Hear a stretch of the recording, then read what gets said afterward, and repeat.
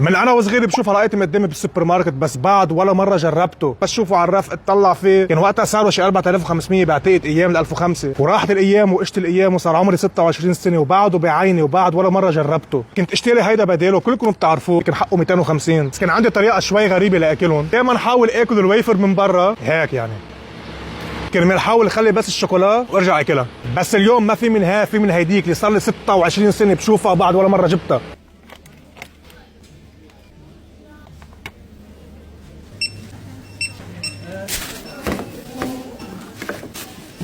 وهود الاربع علب طلعوا ب $10 و20,000 مثل ما شايفين، في اثنين اللي تحت عليهم اوف. اقول لكم الاطيب هي ولا هي؟ شو كم غير؟ اوكي الكوفي جايه كرمال شكلهم يقطعوا حبه حبه او كيف؟ بدنا نخزقها كلها. طلعوا الاصطفاف كويفر من برا وكحشوه اطيب من هاي. الصراحه سكرها شوي زايد، ما توقعت قد يكون فيها طعم سكر، حسيت بحلاوتها لدعتني. هي حبيتها اكثر. اقول لكم شو بصير اذا بنجمع الاثنين، ما حيصير شيء بنكون جمعناهم يعني. دارك اوه، ها هي الدارك شوكولا، طعمته حدي، بتحسه بالشوكولا مزبوط. سميك اكثر شيء حبيت هاي. ثلاثه مع بعض واخيرا دقتهم، وخبرونا عن رايكم بهاي.